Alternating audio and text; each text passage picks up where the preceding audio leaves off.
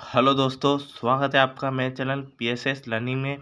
दोस्तों, आज हम पढ़ेंगे इस वीडियो में लोकसभा का चुनाव लड़ने की योग्यता है कि लोकसभा का चुनाव लड़ने के लिए किसी भी व्यक्ति को के पास क्या क्या योग्यता होनी चाहिए। तो आप इस वीडियो को पूरा देखिए और चैनल को ज़रूर सब्सक्राइब कीजिए। तो हम वीडियो शुरू करते हैं। तो फ्रेंड्स, सबसे पहले हम जान लेते हैं कि लोकसभा होती क्या है। तो यहाँ पर लोकसभा के बारे में दिया हुआ है।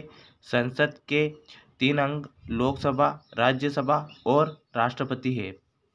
लोकसभा में सदस्यों की संख्या 545 है। यहाँ सीधे तौर पर जनता द्वारा निर्वाचित होते हैं। लोकसभा का कार्यकाल 5 वर्ष होता है। तो फ्रेंड्स, यहाँ पर आप देख सकते हैं कि लोकसभा 3 अंगों से बनकर मिली होती है। मतलब संसद 3 अंगों से मिलकर बनी होती है, लोकसभा, राज्यसभा और राष्ट्रपति। उन्हीं में से एक अंग है लोकसभा। और इसकी लोकसभा की सदस्यों की संख्या है यहाँ पर 545। और यहाँ सीधे तौर पर जनता द्वारा वोटिंग होती है, जो कि अभी 2024 में हुई है। लोग यहाँ पर उसी तरह जनता द्वारा निर्वाचित प्रत्यक्ष रूप से वोट देकर इनके सदस्य निर्वाचित होते हैं।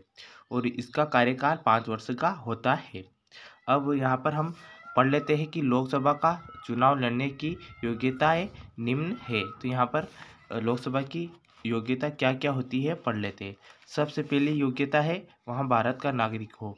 जो भी व्यक्ति अगर लोकसभा का चुनाव लड़ना चाहता है तो उसे सबसे पहले भारत का नागरिक होना जरूरी है।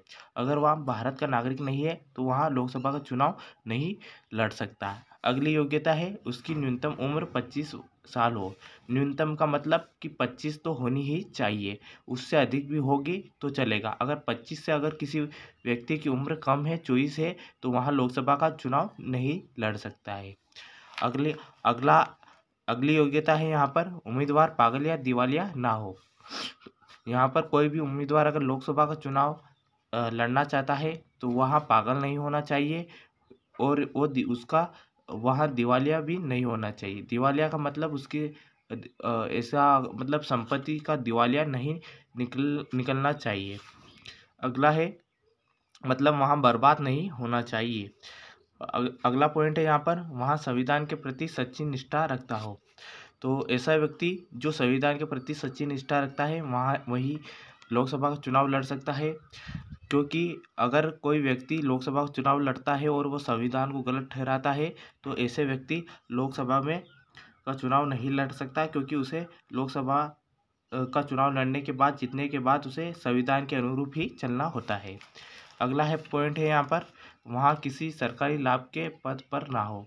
अगर वहाँ कोई लोकसभा का चुनाव लड़ना चाहता है व्यक्ति तो उसे उसकी कोई सरकारी नौकरी नहीं होनी चाहिए या फिर किसी और तरह से उसे सरकारी लाभ प्राप्त नहीं होना चाहिए, तभी वहाँ लोकसभा चुनाव का फॉर्म जमा कर सकता है लड़ने के लिए।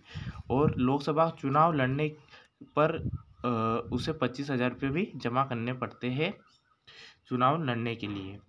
अगला है यहाँ पर वहाँ न्यायालय द्वारा किसी भी मामले में अपराधी घोषित ना हो। जो व्यक्ति लोकसभा चुनाव लड़ना चाहता है वो किसी भी न्यायालय, डिस्ट्रिक्ट हाई कोर्ट या सुप्रीम कोर्ट द्वारा किसी भी मामले में अपराधी घोषित ना किया हो।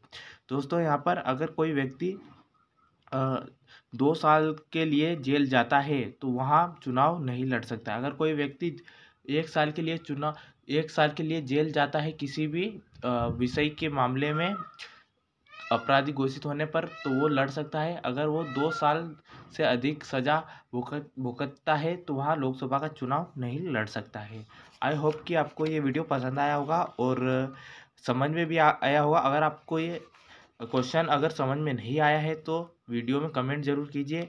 और इसी तरह आपको लिखना भी है, आपकी 10th क्लास में बोर्ड एग्जाम में ये पूछ लिया जाता है।